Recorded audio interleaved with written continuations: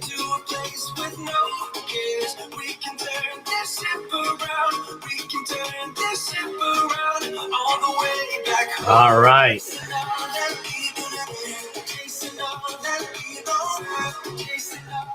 All right, y'all. So good to have you here. Make sure that you guys can hear me. Make sure I hit all the right buttons. Let me make sure I've got the chat up here so I can see it. We are live. All right, we've got you on Instagram. Hello, hello. It's so good to have you here. Happy Monday. It's a Monday. Megan Summerall is in the house. So good to have you. So, thank you, Kathy. I'm working on some fun stuff on the on overlays and everything, especially with the book and everything coming out. We're going to be doing all kinds of stuff coming that way. For instance, yeah, let's do that one. There we go. So yeah, we're doing some fun things to get things a little more interactive as we get ready to rock and roll. So I hope you are doing well. It's a good morning. I see Facebook user. Those of you that are on my Facebook groups, if you're in my Facebook groups, you gotta, if you can, you gotta give Restream the permission to show your name. Otherwise, you all come back across as Facebook user, and not very personal that way. And I would rather do that. And also, if you want, join us on Zoom, because then I can see your faces like I see their beautiful faces here, and we can have actual real conversations. I took a week break because I was traveling last week, and I was in the middle of getting the audiobook done for the book, which is done now, which is an interesting endeavor. If you're ever doing a book and you're going to do an audiobook, if you're claustrophobic, you probably, because they put you in a closet with padding, and and a microphone and headphones. So the only voice you hear is yours in your head and someone else in the room in your head. That's it. So it must be a lot like what it would feel like on solitary confinement or something. I don't know, because all I had was voices in my head the whole time for 3 days. But it's done, and it was fun. Truth be told, if I were to do it again, before I did the final edits of the book, I would actually go and read the book. If y'all are ever going to write a book, and you're thinking of doing it, even if you're not going to do an audiobook, here's my suggestion. Unsolicited, but you're going to get it anyways. And that is this: read the book out loud before you do the final edits. Because there's something about, I noticed it, that there's something about reading it out loud that it comes across, and I'm like, I had to stop myself because I was trying to edit in the middle of reading an audiobook and going, oh, we can't change it because it's at print. So you gotta, so yeah, next book I'll read out loud. Does more cowbell like Saturday Night Live? There's all kinds of stuff. Like, I was in a sound studio, but still they said fire truck went by. I didn't hear a thing because I had headphones on. And they said fire truck went by. We got to go do that again. I go, okay, dang it. And the microphone is so sensitive that if my stomach growled, he could hear it. So it's like, hey, you hungry? Yeah, because it's like past lunchtime. How could you tell? He says, I can hear your stomach growling. So it's like, okay. All right, y'all. We're going to answer some questions. We're going to do some things, see where you're all at. I was just looking at the market. Market's kind of up a bit now, and I was looking. There really isn't any data coming out this week. We're kind of in a lull. We finished the first quarter, and honestly, the first quarter was a big quarter for the market. It's done really, really well. So does that mean that it's going to be real well the rest of the year? Who knows? And why I say who knows is that the fact that it's an election year means that it's anybody's call. You know, uh, anything that happens, you got all the stuff that's going on in the Middle East. You have the stuff that's going on in Ukraine still. You've got tensions with Taiwan and all of that. All of that, any of those things kind of trigger anything, and all bets are off. And so, I say that primarily for us to understand that the market in the short term is going to be somewhat volatile to whatever's going on, and therefore we want to look beyond it in there, and see what we can make kind of the decisions that we have around that. Now, some of us have, and I know some questions have come in, have some short-term, more immediate decisions that have to be made, and that's okay. We make those decisions when we have to, and know that we need to navigate that. Now, anytime it comes to money, anytime it comes to financial types of choices, and this is something that it's kind of a pet peeve in the sense that I see it asked all the time, and I sometimes see it answered, which is a scary thing. Where someone will say, "Hey, I've got $10,000, or I've got 50,000, or I got 1,000. Where should I invest it?" And it's the wrong question first, okay? Because the right answer to that question is, I have no idea. I mean, I really don't. There isn't a one size fits all, So as I look, the response to Julie will be very different than the response to Henry or Missy or Tom. And so the question is really, where should I be investing to move my vision and plan forward? Which then begs the question, do you have a vision and plan? Because every money decision, every financial decision should be moving you closer to the vision you have for your life. Not an income stream, not wealth, but to the vision you have for your life. And I think that that's an important distinction that we sometimes don't think about as we move through it, because, oops, I don't know why that just did that, but we'll take it anyways. So the thing is that if we make financial decisions, wealth decisions, and investing decisions, absent what we're trying to accomplish with our life, we could find ourselves, like I've seen in numerous occasions, where you have someone who has a very lofty bank account. They have a big investment account. They have a tremendous net worth, but they live a bankrupt life. They're living a life that isn't fulfilling. They're living a life that isn't what they really wanted. They're living a life that is driven by the transaction and not by the fulfillment. And if we're going to work to building financial freedom, the reason we want the freedom is so we can live the life that we want. And so if it's not getting us there, then why are we doing it in the first place? And why this becomes important is that, and I tell this story in the book, is that it helps us understand what the finish line looks like. Not that we would ever be done, because our financial journey is never done. Okay? We never rest on our laurels. We never just sit back and say, done, because one thing I know for certain is complacency is the first step to crisis. Complacency is the first step to crisis.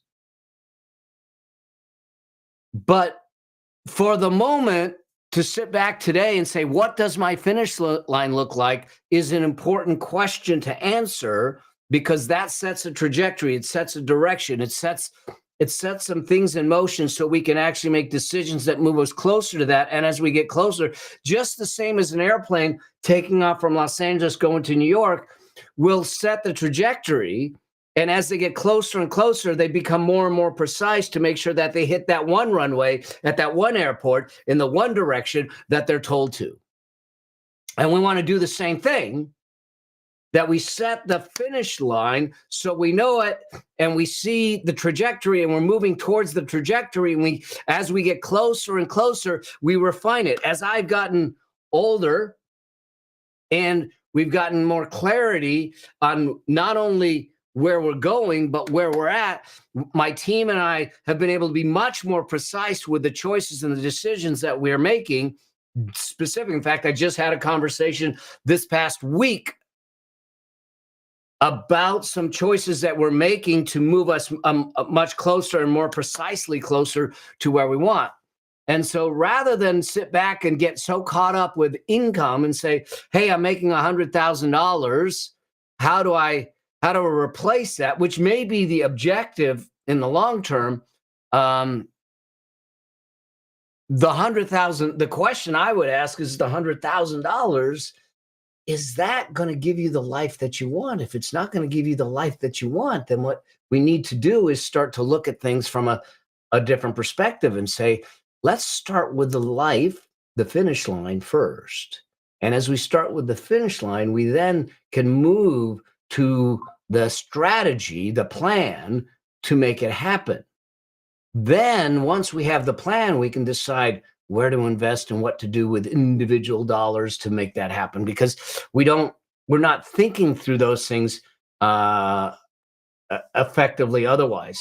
So when it comes down to, if someone asks, hey, where should I invest this? I'm going to give you a generic answer because I don't know the situation. I don't have a plan and I don't have a strategy for you because I don't know all the situation.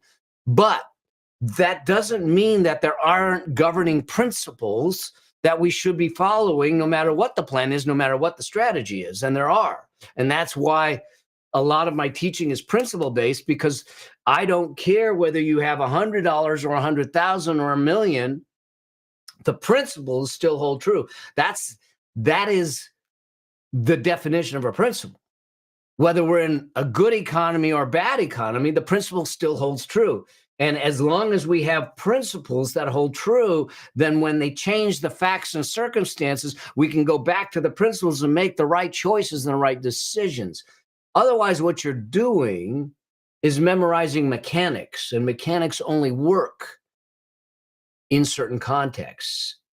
And so I don't want to memorize mechanics. I want to empower you. I want to educate you with principles so you have the ability to make some decisions and some choices moving forward. So work is about to start for me, but just want to say hi, tell you I appreciate all you. Thank you, man. Thank you, John. And thank you for being here. Hopefully you can catch any recordings if I put them up and all that stuff. So cool. I just wanted to start with that. And let's see if we can open up. I see Melissa just posted something in the group, says, I want to do a certification that will cost more than I have in cash. Would it behoove me to take a home equity loan for less than a year in order to follow through, which will scale my business, or stick with a credit card? Melissa, good question. Sarah, so good to have you back. It's been so long. Hold on a second. I'm going to get to you, Melissa, and we'll have to get you on Zoom next go around and everything. Melissa, can I bring you up on screen and chat? Let me add you to the spotlight. Let's see what we got. How you doing? I am well. Good. All right. So you want to get a certification. The certification you cannot pay for in cash. So the alternatives are to finance, put it on a credit card, or take a home equity line. Well, those are they giving any payment plans for the certification?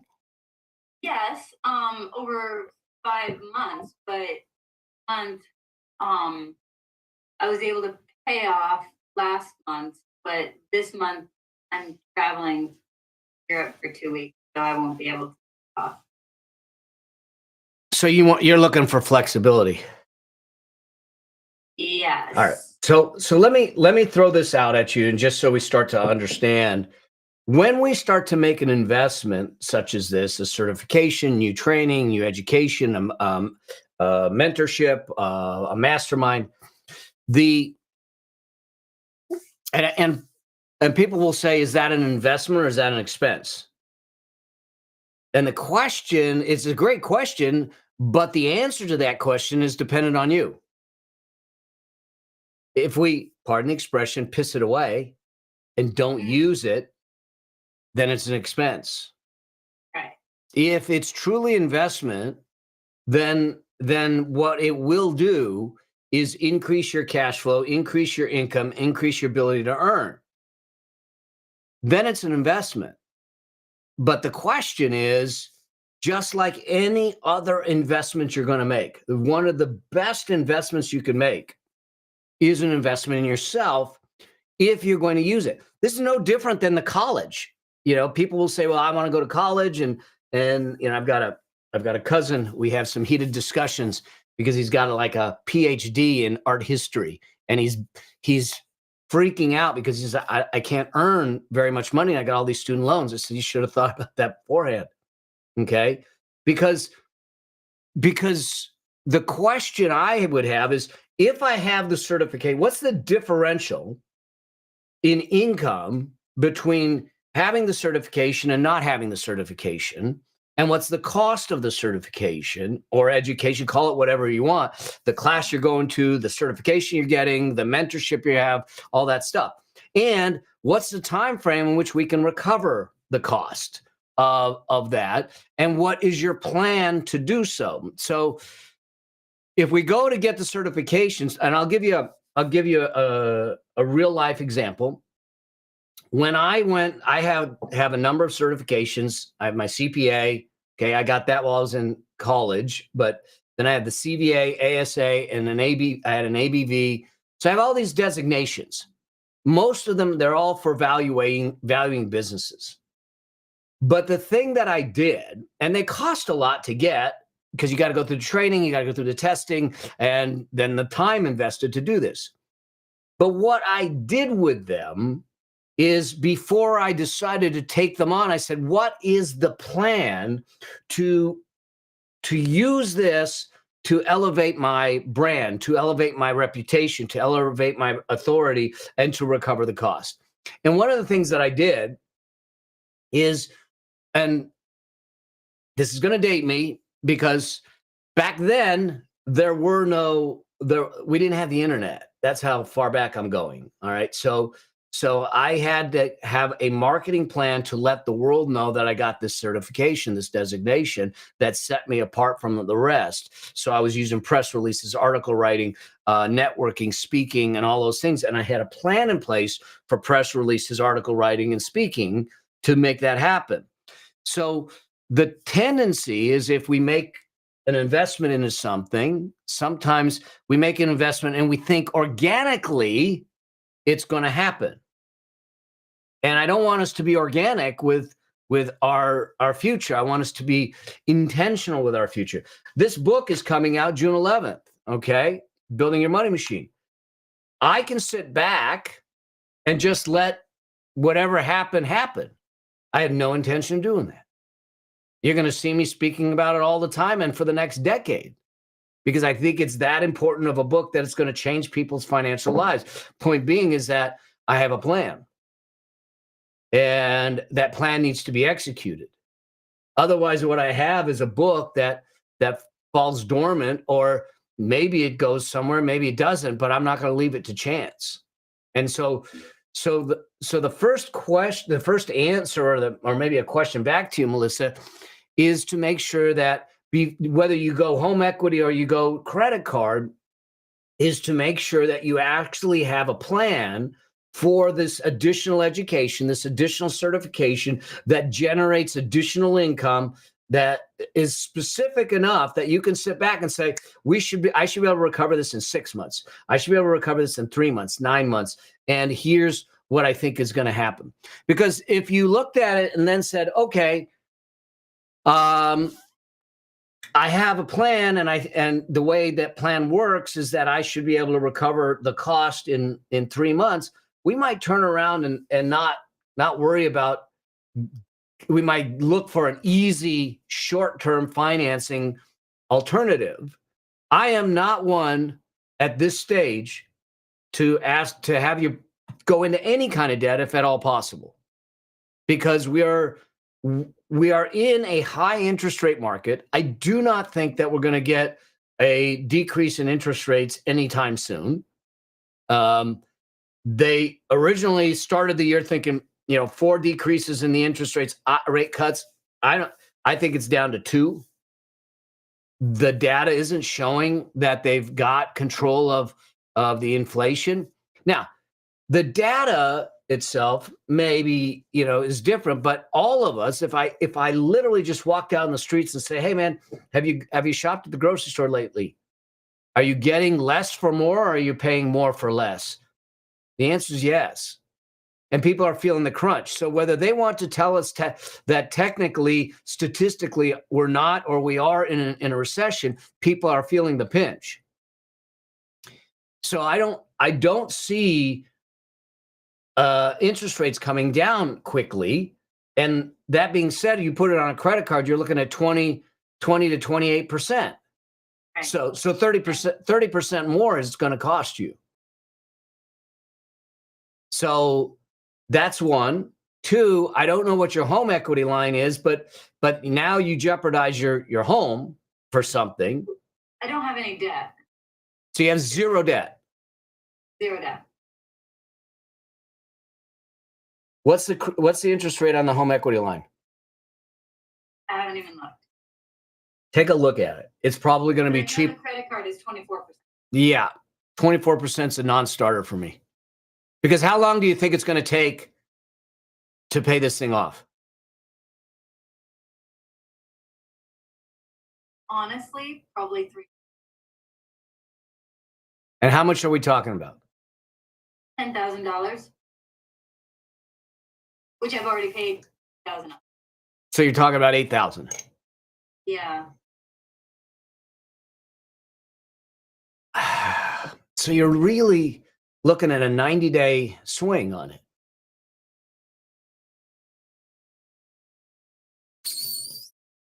So do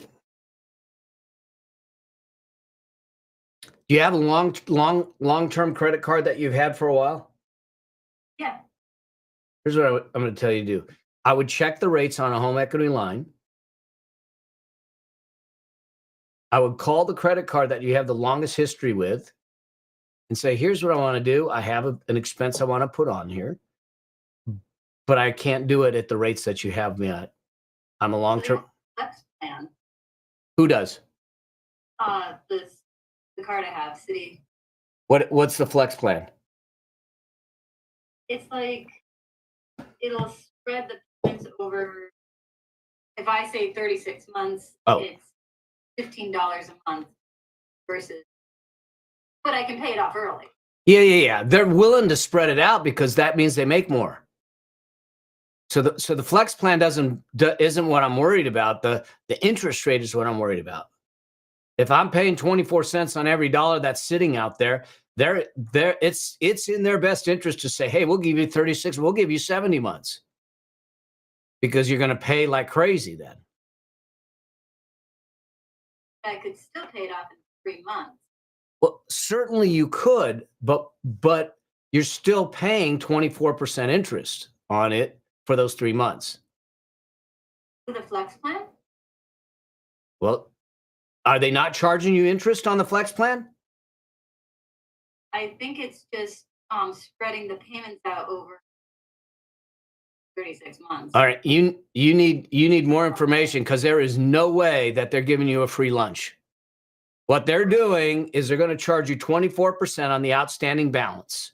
And if you pay $15 on it for 1 month, whatever the outstanding balance is, they're going to charge you 1/12 of 24%.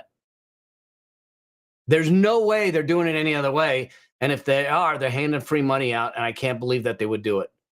Okay, so I check the home equity line rate and then call the credit card and what? See if they'll give you a lower rate. And then check the flex plan. It doesn't mean that you're going to get hit with interest on it. And if you pay, it's just like paying minimum charges. They're just spreading it out over 3 years, and they're going to hit you with interest on that. It's just because they say, hey, we'll spread it out over 36 months and you can pay as little as $15. It's like a minimum on a credit. I can't imagine that they're doing it. There is no, unless they're giving you 0%. But I doubt that that's happening. I'll check. Yeah. Yeah, absolutely. But the big thing is, I want to make sure that you have a plan to recover it in a short duration and that it's going to elevate your income. Because the other side of it is I don't want you going and get designations, certifications, and education because you think you don't have the qualifications to do what you want to do. Now, maybe that it's necessary, but if it isn't, I want to make sure that you're doing it for the right reasons. I have designations and certifications that I probably didn't need to get. Just being truthful. And most of it was me trying to make sure that I was satisfying my own insecurities about my ability to be seen as an expert in a space. Because if you look at the designations and certifications that I have on the valuation side, they're all valuation certifications. Why in God's name did I need 3? You didn't. But I got 3 for valuations. I gave 1 up because I said I'm done. So I have 2 still just for valuations, but the same testing, the same body of knowledge for testing, the same type of focus. Did I really need to do it? It was more, if I'm being truthful, it was more to satisfy my own insecurity going out there and saying I'm an expert, to say, look, I got all these designations. What's going to set, so just be mindful of it. Of the decisions that we make. I'm not saying not to do it. I just want to make sure that we're doing it for the right reasons. Because I know I didn't, but I didn't understand it until I look backwards on it. Hindsight's 2020. It is. But yeah, I think that, and look, you've got 20% of it already paid off. So the big thing is, how do I exploit the certification and let the world know that I'm here and that I got this new certification? I would do press releases. I would do articles. I would get out there and speak. I would let the world know that Melissa's got a new certification and this is what it brings to the table. I'm excited about it. Good. Go get it. High performance coaching with Brendan. Huh? It's going to be high performance coaching with Brendan. Cool. Awesome. Well, it's going to give you a system and a process to follow. So it's a whole nother game, and he's going to give you the tools to even market it too. That's so really what I'm paying for, I think. Yeah. So now the question, because I know a number of people that have gone through it and then it's sitting there not using it. So just use it. Just make sure you go I'm use it. definitely using it. I'm kind of using All right, good. Let's do it. Just, I don't want you to carry lots of credit card debt is the point. Because it. No, I don't. Yeah. So you're one that doesn't have debt. Let's not start now. Let's make sure we have a definitive plan to make sure you get out of it. If we have a low rate on the home equity, I might do a home equity line. I'm going to say below 7%. Comparatively, you got 24% versus 7%. You're in a much better place. And if you have a windfall, you can pay the home equity line off just as fast because it's a line of credit. Just make sure that to get it, there isn't a ton of fees to do it. Okay. Cool. Okay. All right. Rock and roll. Sweet. Great question. All right. We had a couple of other questions that I knew came in on the hotline and stuff like that. But I want to touch and see if anyone else has questions. Let me deal with those first. Even on Instagram, if you've got questions, post them in here, and we'll get them answered. And go from there. Drew Hitchcock is on YouTube. I'm broadcasting on all the channels right now, so just testing some things. And those of you on Zoom know that now I've got two angles I can do too, so it's kind of cool. We're trying all kinds of new things. All right, so a question that came in. Let me just pull it up. And if you guys have other questions, let me know. Where is it?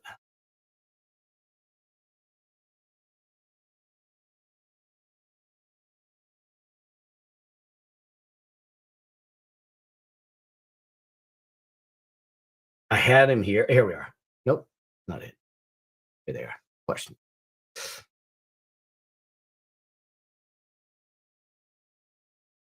All right.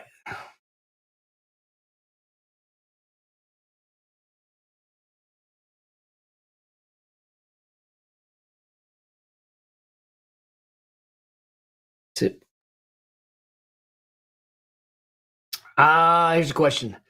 My parents want to gift. This is an interesting question. My parents want to gift $18,000 to my kids, ages 3 and 6. Okay, they want to do it yearly until they're 18, with full access at 35. Okay, so this is specific to the U.S. And that is, you have the opportunity to gift money or value, if you will, each year without having to pay a gift tax on it, or or estate tax or anything like that, income tax, anything like that. You can do that up to 8. Right now, the limit, the annual gift limit is at $18,000. So, and it's per person. What I mean by that is that if I wanted to gift my granddaughter Emily $18,000, Stephanie could gift her $18,000, and then we could give Aria $18,000. So we could, as a married couple, we could give away $36,000 to different people if we wanted to. There would be no gift tax. Why would you do that? Some people will do this to get money out of their estate, so they don't pay estate tax upon death. So there's a lot of different things to consider here. If you just give it $18,000 to a 3-year-old, first off, you're going to have a separate account that has it's either a uniform transfer to minors, uniform gift to minors type of thing. The problem with that is, in your question, you said, I want to give them full access by the time they're 35. If you gift them the money and it goes into one of those uniform accounts, whatever the age of majority is in the state that they're in, 18 years old or 21 or somewhere in between, it is 100% theirs. You have no say. You have no ability to control it. Once you put it in, you got nothing. Okay? If you were considering doing that, the problem is that you have no control of what they do with it, when they do with it, and how they get it. If you're considering doing it, you may want to look at and have a conversation with an attorney on it, doing it via a trust. By putting it into a trust, you can control the strings on it in a sense of when they actually get it and the criteria necessary to use it if you want. For instance, when I was raising Jeremy, I was a single full-time dad. He's living with me at 6 years old. after the whole 9/11 thing, with all the traveling I did, I kind of freaked out. I had no will or trust in place before that. I went and set it up, and primarily to make sure that, hey, at the time, Jeremy was 10, 11 years old. So to have him get any kind of money or wealth would have been a problem. Plus, I wanted to make sure that there was some criteria there, because when you set up a trust correctly, you can use the trust as a vehicle to instill values into the individual that might get the money for you. I truly believe, and in fact, it's one of the chapters in the book, that you do not transfer assets without transferring skill sets. If you want to give $18,000 to a 6-year-old, you do it in a way that you're going to allow them to grow and allow them to learn and allow them to be responsible, because in my opinion, they need to earn the right to have it rather than just by birth. And some people may not agree with that, and I'm okay with it. You're wrong, but that's okay. So I don't want to, even with Jeremy as he was growing up, I would match him on things. So he had to come to the table halfway, because I wanted him to have skin in the game in a way that we could have real conversations about what to do, how to do it, and how to make it valuable in his life. If there was any substance abuse or anything like that, then the trust took care of all of that stuff and navigated and said, hey, you got to fulfill these criteria. And, God forbid, had that happened, if I was gone and he was young, he wouldn't have gotten everything until after age 35. He had certain amount that came to him when he was 18, finished college, marriage, first home, but there was triggers. If you just gift outright, you cannot have those triggers. You cannot have that kind of control.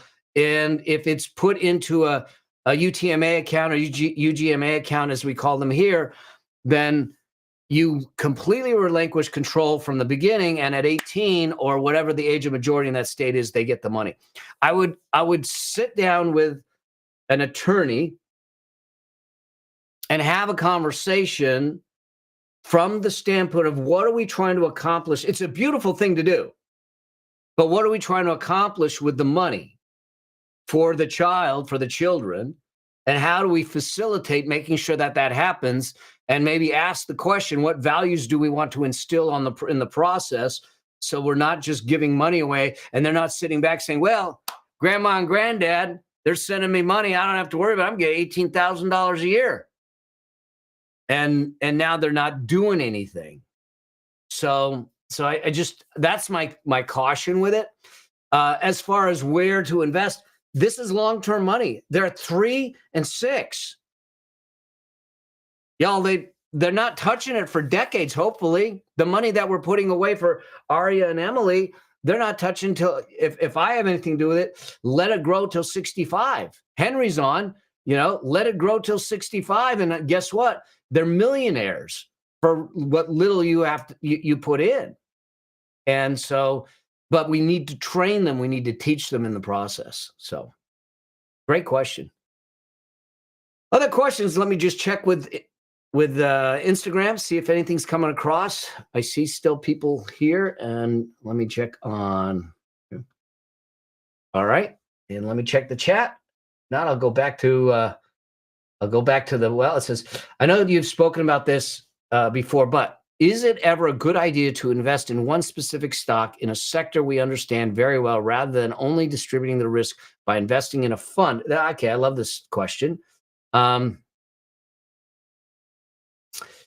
the question, the gist of it is it ever a good idea to invest in one specific stock in a sector that we understand very well, rather than only distributing the risk by investing in a fund that includes a wide range of stocks? So, when we talk absolutes, ever, never, and all that stuff, we tend to get ourselves in trouble. But here's my thinking. If we want to invest in an individual stock, first things first, I still believe that our first job is to make sure we're safe. And And so what I will do, what I would say to do is we follow the wealth priority ladder. First, do I have the comfort fund? Second, do I have destructive debt? Do I need to get rid of that? Third, do I have my peace of mind fund in place? If I have those elements in place, now we look at the financing or the investing, the freedom phase of the wealth priority ladder. We want 20 to 25% of our money invested. That money starts to get invested, and we want to diversify it. Could a single stock be part of the diversification? Absolutely, it can. Okay. We need to be mindful of the fact of any one stock or any one investment. Let's just call it an investment because it could be an investment, it could be a stock. Any one investment, if it makes up too much of our portfolio, we then have a lopsided risk factor if that company goes down. Now, here's where I see this happen a lot. People working for let's just take my wife, okay? My wife works for a publicly traded company, okay? They give her stock options, okay? And if we didn't have a diversified portfolio, the risk is there's probably, I bet I can find some people in her company that are taking the stock options, and their primary investment is that one company. And since it's that one company, the other thing is that they've got that as the primary investment, it's also their job. So if there is there's just an inordinate lopsided risk factor by doing that.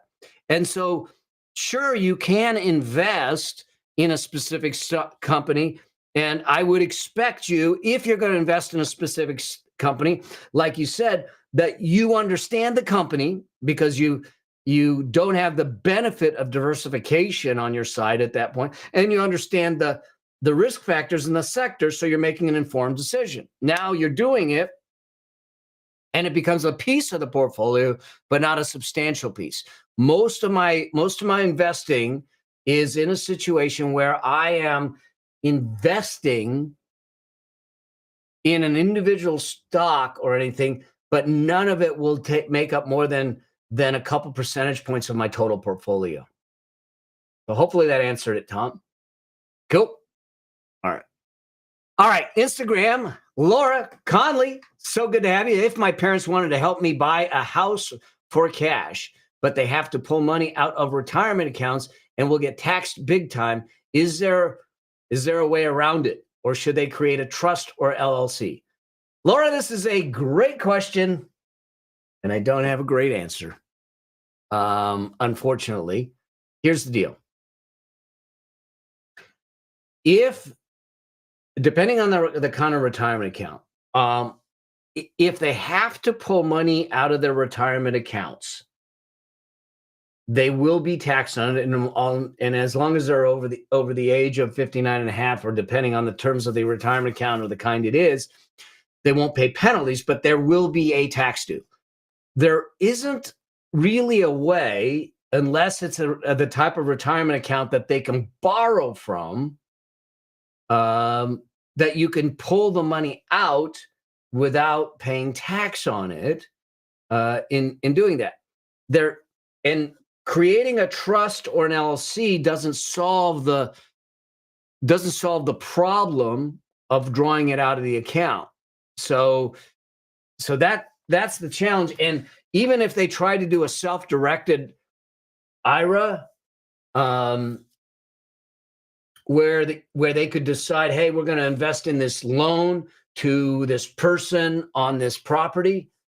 The problem is that you're a related party, and I think that you would run risk on the self-dealing related party rules, and it would trigger it again. So I don't know of a way to pull money out of the retirement accounts to get out of it.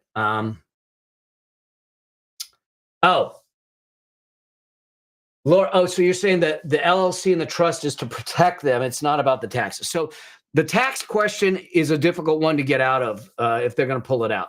From a protection standpoint, meaning that they're lending you the money, are they going to co-own the property with you?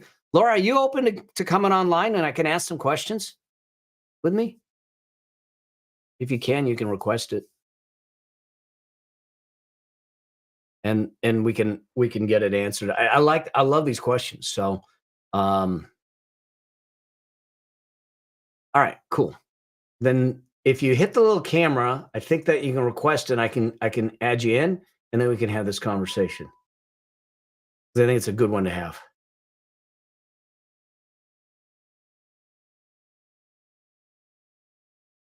No request. So I'll keep, yep, best way to get money to invest. Here we go. Accept. Let's see if this works. Ha ha ha. Come on. Accept. There we go. Hey there. How are you? I'm good. Thanks for having me on. Sure. So the second question is about protecting themselves if they loan you the money. Yeah, I mean, it kind of went with it, but then also as a separate question too. Yeah. Like, they are going to get taxed, but they said it's okay to invest it in the long term. But actually, so my parents are separated. So that's the other thing is they would be putting in money separately. And they said, are we going to co-own it or not? No. Okay. Yeah. That's why I was like, get trust or something. So let me ask you this: so they would each be putting money, loaning you together, or okay? So do they get along? I mean, they're divorced. I had to ask the question. They get along? I mean, don't communicate. So all right. So here's the thing. First off, I'm not an attorney, but if they're just lending money, the likelihood of them having a tremendous amount of liability isn't a lot. Okay. And more importantly, you need to make sure that if you buy a house, you have substantial liability policies to cover. And I would suggest that we all have some sort of umbrella policy to cover any excess liability that might not be covered. Okay. Because the first line of defense, if God forbid, I'm assuming what they're concerned about is someone gets hurt at the property or something happens. I don't know that they even thought of that. I think it was just like maybe even if they kept ownership until they passed away and then it would be transferred to my name. Like, I'm not really sure. It's a little bit of a messy situation.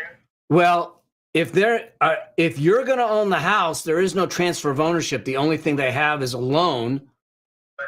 Yeah, the only thing that they have is a loan that you owe them, which is basically an asset to them as you pay it, and they could forgive it upon death. Okay, and do that. That would be part of their own estate plan individually. And if they have their own trust and estate and everything, they would list the assets, and one of the assets would be a loan to you. And they'll say this loan gets yeah. So that's how that would probably work for them. And they could individually loan you the money. It'd be separate loans in doing that.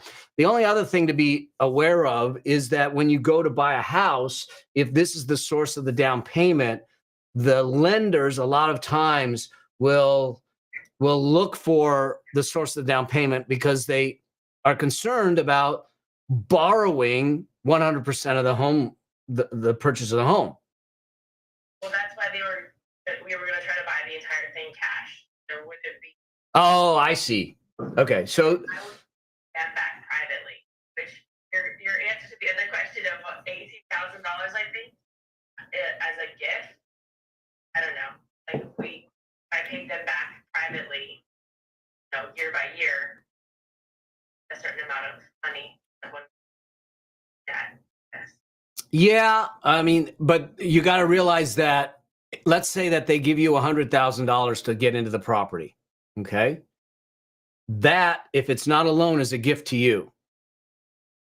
Okay, but let's say then they buy the property themselves.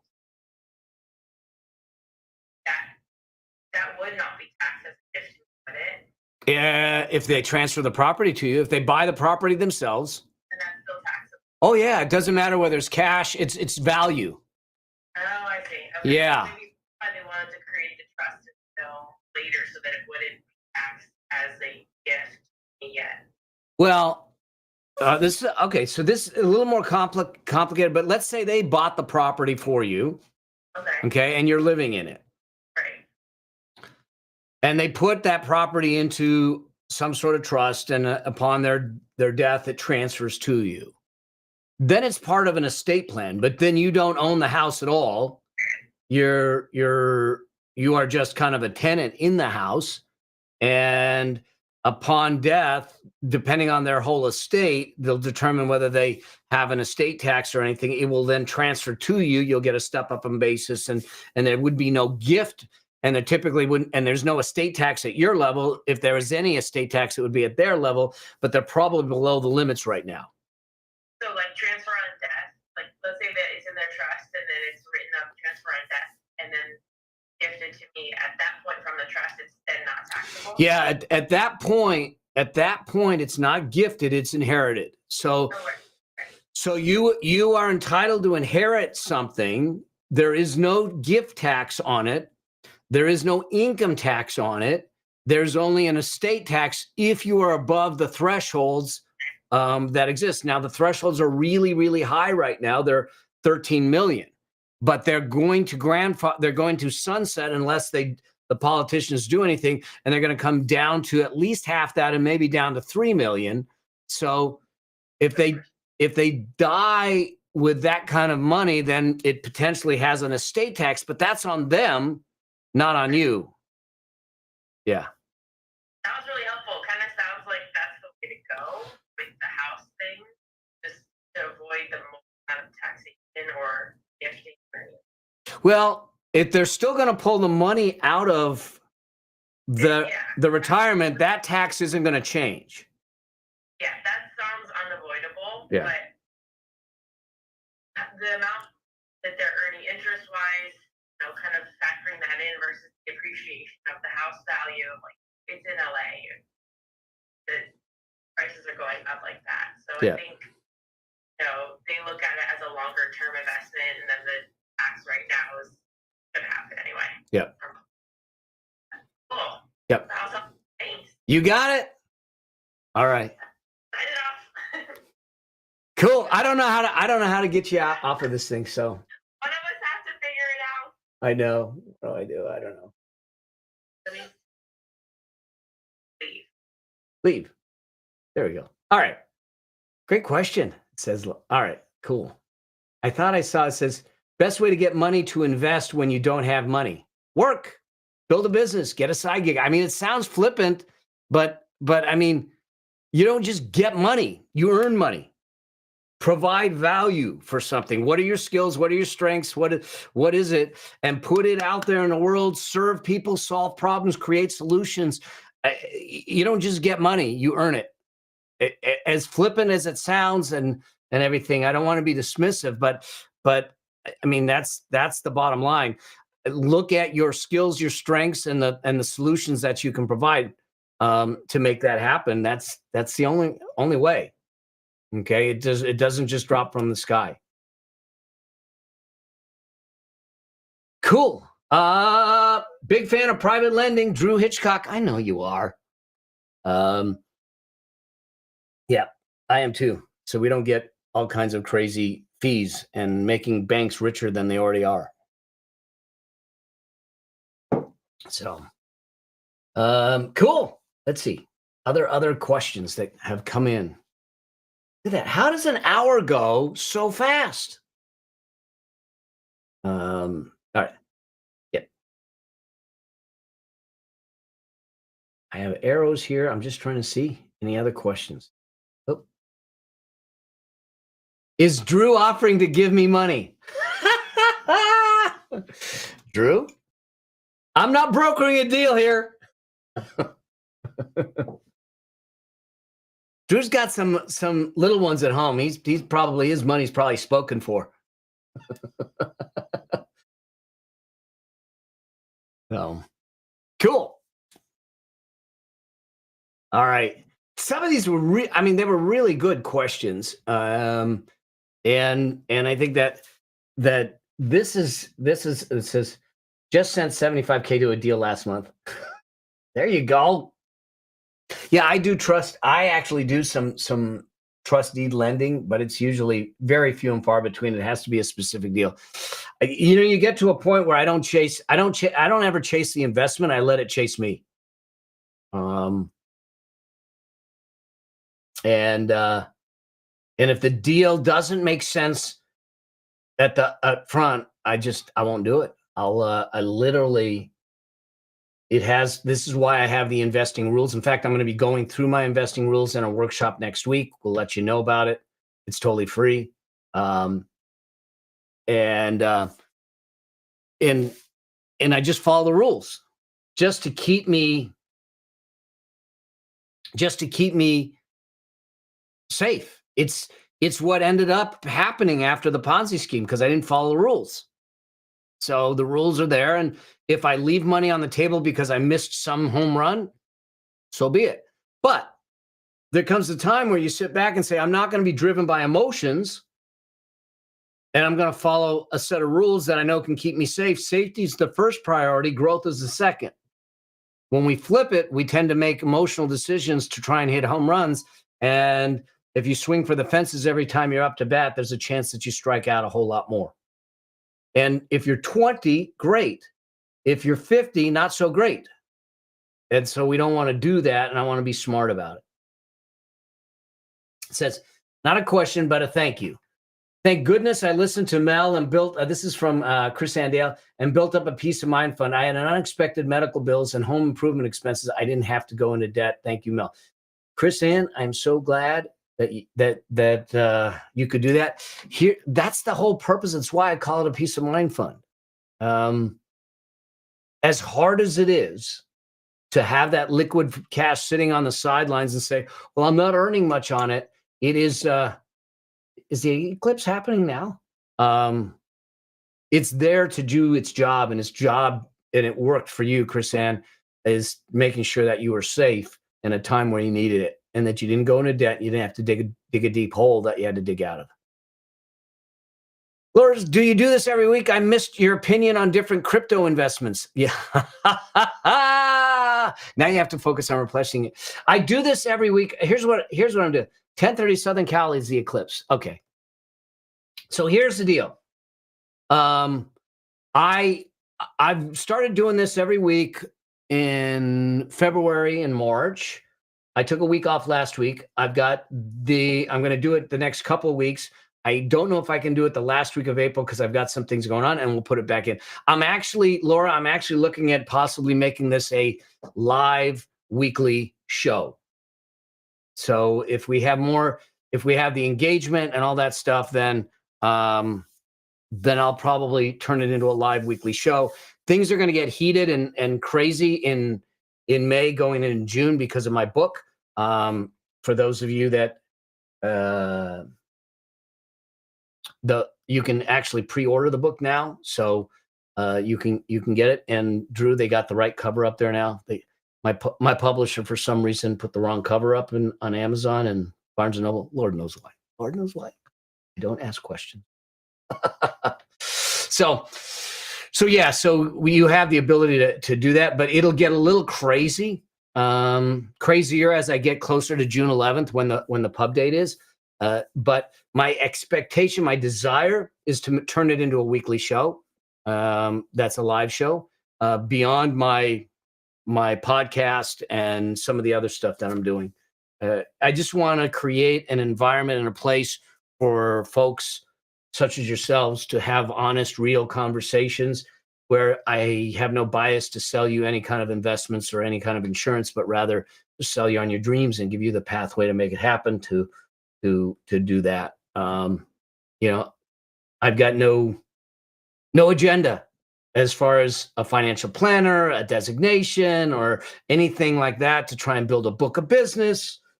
I think that for me, this journey in this season of my life is to give back, to light the path. Those of you that have been following me for a while know that I'm on a crusade to light the path of financial freedom. for 1 million families. And I think that it is 100% doable. Financial freedom is a birthright. We just need to go claim it.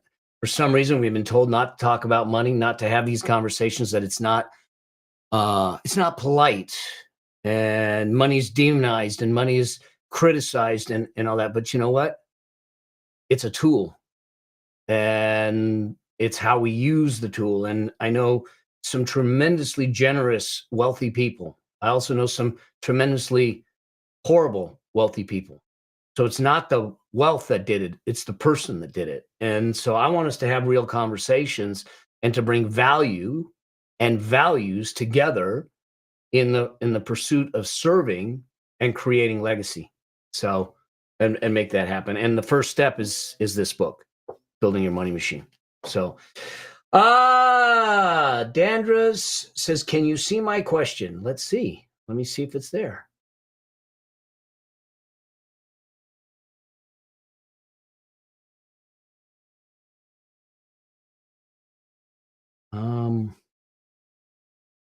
Can you put the question again? Because I don't see it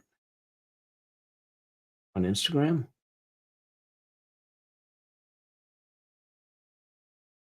I don't see your question. I see 2 arrows, but I don't see the question. Dandras, if you have, can you post your question again?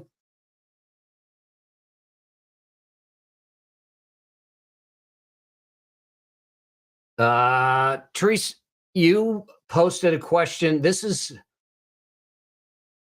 We can talk about yours too.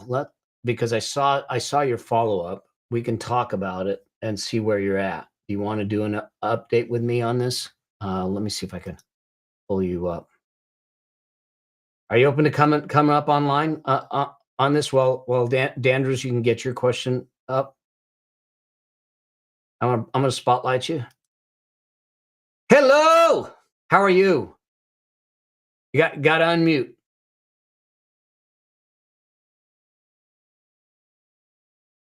Thanks, Bill, and great to hear that your book is about to come out. How do we get it? I can't wait. It's been a journey, a compressed journey. Like, people are surprised at how quickly we're getting it out, but I want it out before the circus happens here called the election. Exactly. Where's the pre-order complete? Hold on a second. Let me see if I can put this up for y'all. How about that? It's go to yourmoneymachinebook.com, yourmoneymachinebook.com, and you can see the pre-order. There's some gifts up there too for those that pre-order. Yeah. Cool. All right. So tell me where you're at. You I know that you sent me a follow-up and things you still have. You have equity in property. You have a pension, but you don't have income right now. Yeah, a little bit different. Okay. As time's gotten to the point now I've actually make, because I'm outside of work, the bullying, and so I'm out of work, what they call work organization. So I'm not allowed to earn money, but they don't seem to be bothered what I've got in investment property, and I live in a rental. Mm-hmm. But I come on, so I still owe. I've got equity in the property. It's about six that the property is worth, and it's a duplex. It's 2 side by side. But soon, I won't be able to service that loan. I won't be able to go from only to NI. So what I've had to do is just put that one of those. I was hoping that our rate would drop, just waiting to go straight into the market, but they're holding off on that. It's now looking like it's going to be next. Right. So it's been holding the gate, that one. So I've got it looking at it. I've put one on the market. Got people been looking at free for a week. And based on whether I can get enough to sell out, to pay out my debt fully, and hopefully put some money back in the bank as well. So you're saying I may have to sell the other one as well. you're saying that you cannot earn money because of a potential suit. So the government ties you up, so that you have a very small income, and it gets staggered down. I'm now staggered to $500 a week. I'm earning. But why? Tell me why that is. What are you getting in return for not earning that income? It's kind of like I'm covering of happen.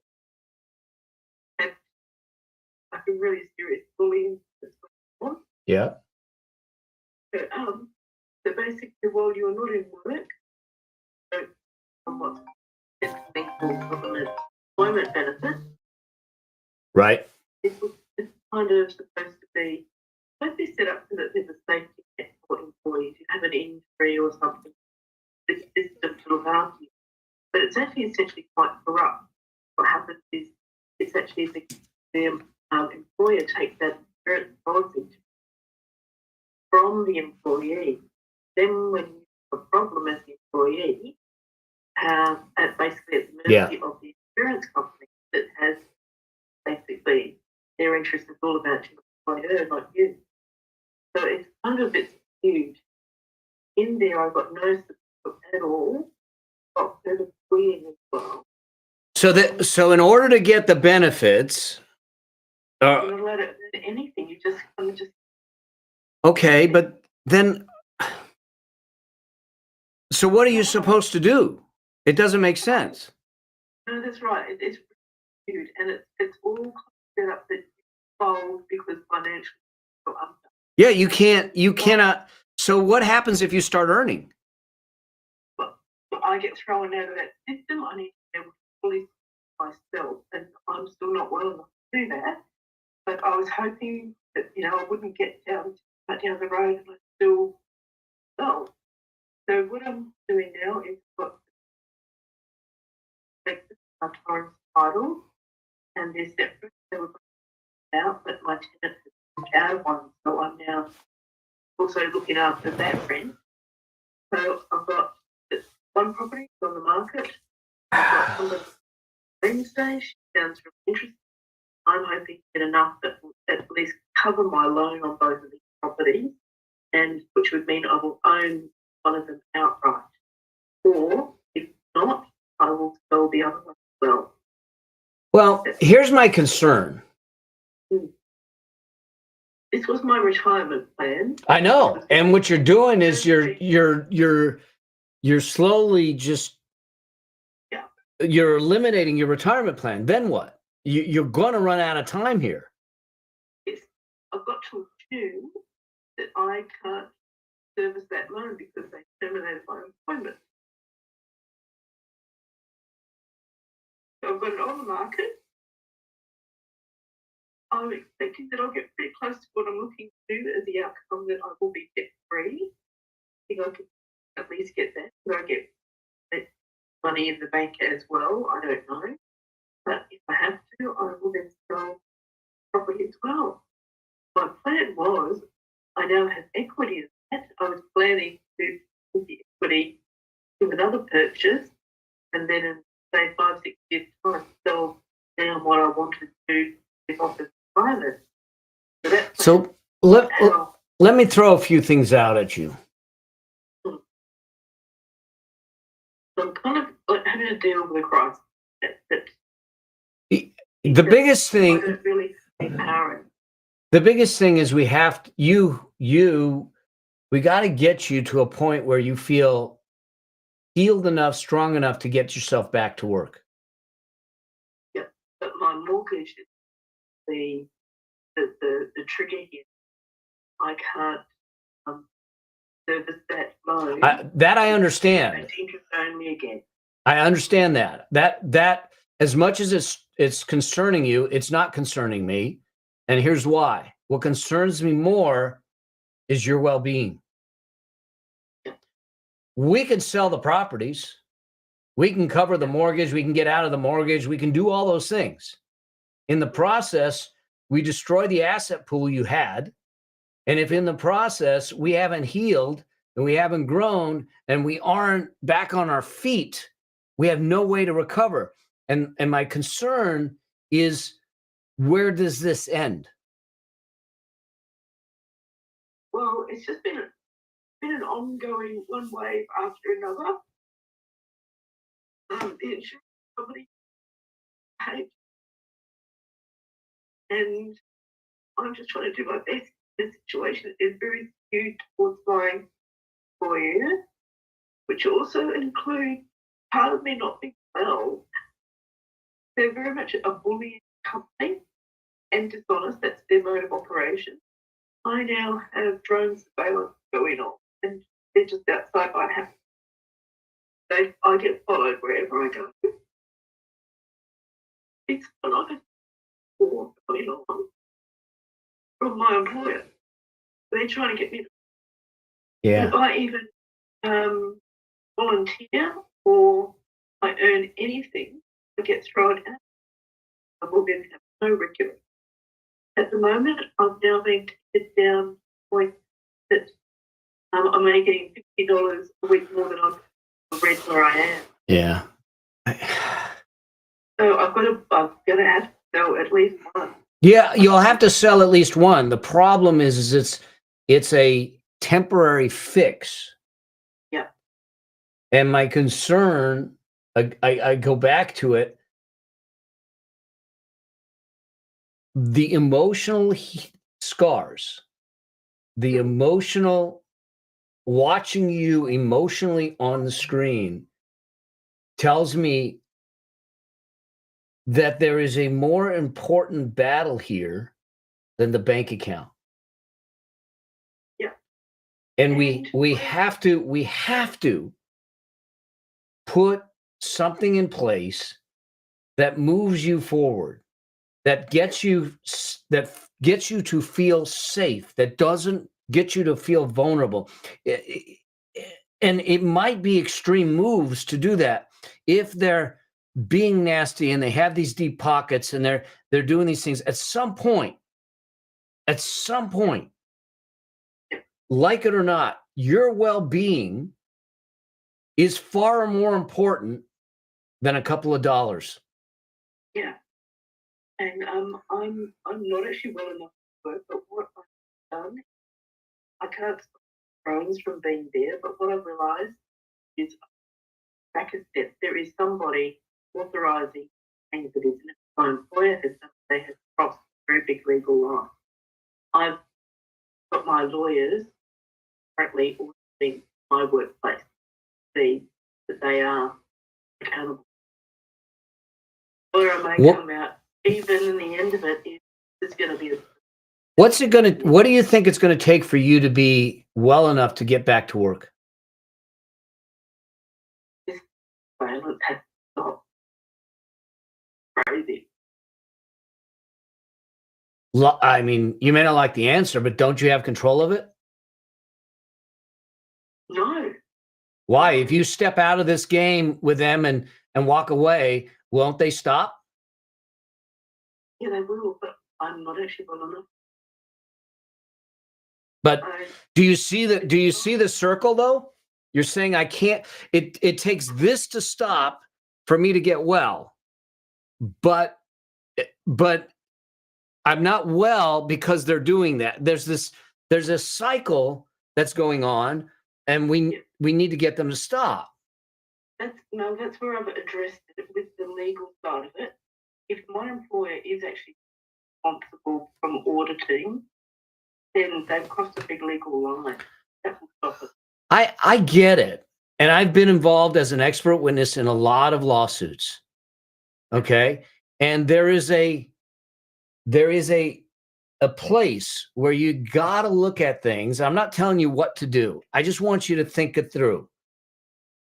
As much as they may have crossed a legal line, and on principle, you are right. On principle and on legal rights, you are right. But at what cost? if it is destroying you, if it is destroying your health, if it is destroying your well-being, at what cost? And that's the thing that concerns me. I totally hear you. But everything that's going on, I'm not, if I step out of this, I'm not well enough. I need some time. They just haven't even given me space to recover. Like there's just one wave after another that comes at me. So if I can just back that off, that's enough. That's enough for me to get. Because I get followed everywhere. What I'm looking at is I may leave property now, but it means I don't go back. It means I still keep that I can still get a loan later. After this, I get myself on my feet. Also, there is while this is going on, my lawyer has basically filed a very hefty negligence case, which Yeah. I don't believe they would take to court. I believe that would be away. Yeah. Well, I mean, I think that you're seeing that the only solution right now is the potential that you're going to have to liquidate one of these properties to give you breathing room. Yeah. But I think that there's something else for you to start to investigate and say, is there a way to insulate you even more so from what's going on? Because look, we talked, it's been a few months. Mhm. And I So then she ramped it up. well, that's what I was going to say, is that your emotions haven't dissipated. The pain and the hurt and all that are still there like they were months ago. They just put me through a vocational pathway, but I'm not even ready. And we're just pulling me through that. Yeah. My doctor actually stopped. So, but at the moment, not going bankrupt is the keeping that credit side of it. I'll swallow one house let go. Well, if getting rid of one can get you out of debt, then you cover then you get a big expense. But at the same time, I just want to make sure you're trying to find a way to take care of yourself. The money and all that stuff. Yes, but money is money, Mel. Yeah. But my health is more important. So I'm happy to go one of those properties. It will take, I believe I'll get enough. Yeah. The market's jumped up here a bit, but not where I want it to be. But getting enough that would pay down the other property. I'll look at that.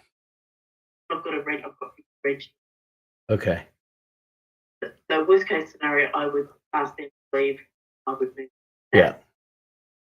So they're kind of my backup.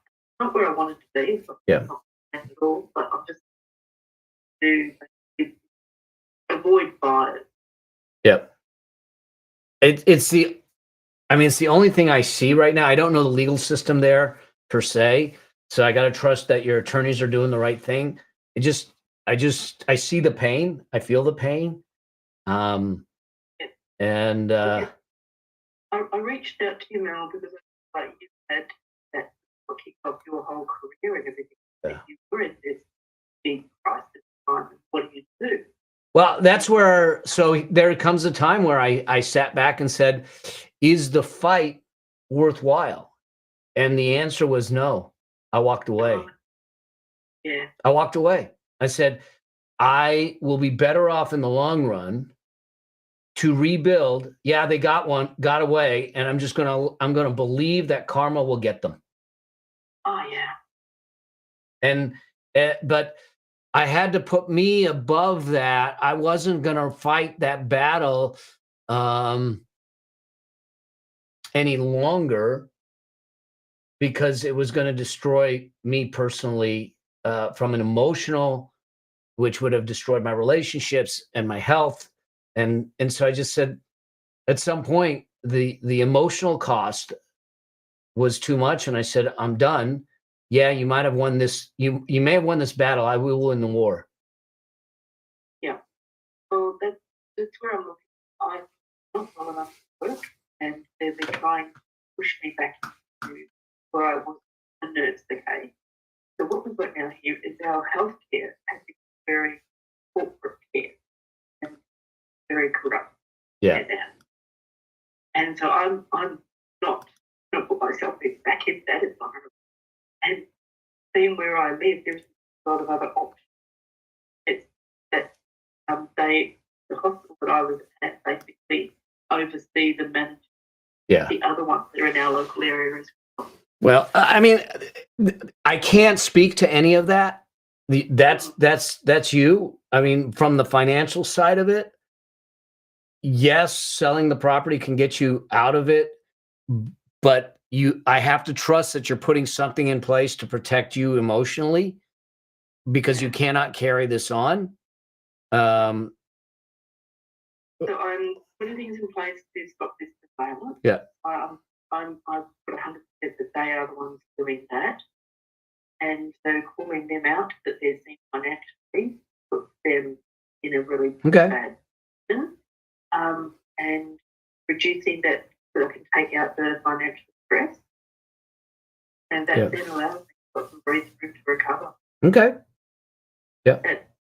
It's the only thing you can do right now. So what I'm looking at, Mel, is obviously at some point, it's going to come to. So in the part of the recovery is what I was getting back financially. Where would you see that what we've got going on globally, okay, that, everything's all up in the air, jobs going, and the rest of it. So I do get a job, but I'm interested in investing, but I'm not going to have big capital behind me. So I was looking at the share market that that would be the way to go forward. But I'm also scared of that they don't get the best reputation either. But you're not in a position to start to invest. Yeah, no, not yet. So I wouldn't even put that even on your radar. Okay, all right. Because there's no decision to be made, and at the time that we need to make the decision, the dynamics might be different. Yeah, true. So the first things first, get this thing solved, then get yourself on solid foundation, because the last thing you need to do is, right now, you don't have liquidity, you don't have a peace of mind fund, you don't have any of that stuff in place. Those are the first things you need to figure out once you get outside of this, before you start saying, well, I want to invest it in shares and all that stuff. No, we got to put you on solid foundation first. Yeah, exactly. And look, I started this with a really considerable, what we call an offset or a line of credit account that was on this. But it's gone on for a while, and I've been basically eating off that fund as well. So that's gone down. But when you're saying you need 12 to 18 months to have a crisis happen, definitely. I thought it was really great to try it out everything. But I'm now at this point that I know. Yeah. We have to get you on stable footing first. Then we can talk about investing. I don't want you even thinking about investing right now. Okay. Look, I think I'm pretty sure it's going to sell pretty quickly. I've got most of the properties in the area where I am, the duplex, 3-bedroom, 1 living area, and I've got a 4-bedroom. So I've got something that's more than what's on the market. Yeah. Still sell. Good. Yeah, I'm not worried about that. I've got really good agents. Good. Get some space. Get some. Look at what Missy just posted. Also, I want you to take care of yourself, and then we can worry about the money side of it. Because having all the money in the world isn't going to help if you're in a hospital bed or a psych unit or anything like that. That's why I'm selling now. I'm not going to sit there with financial stress. Just hope the bomb doesn't happen. It will happen. Okay. So yeah, I will come back when. I'm not going anywhere. Thanks. You got it. Thank you, everybody. All right. I got one more question before I've got something at the top of the hour. It says, Draz Outshine Gaming. This is the one he tried to ask it on. They tried to ask it on Instagram. It didn't come through, but would love guidance and advice on how to gain investment for a UK-based business. I own my own company and bootstrapped it to over £1 million, but really need help to grow it. You're asking for investors and investments. The reality is that you need to be put yourself in a place where there has to be a business plan. I've done an angel investing. I've done investing before, but the question really is, for what purpose? There has to be a business plan. No one's going to give you money to invest in scaling a business without understanding what the scale plan is.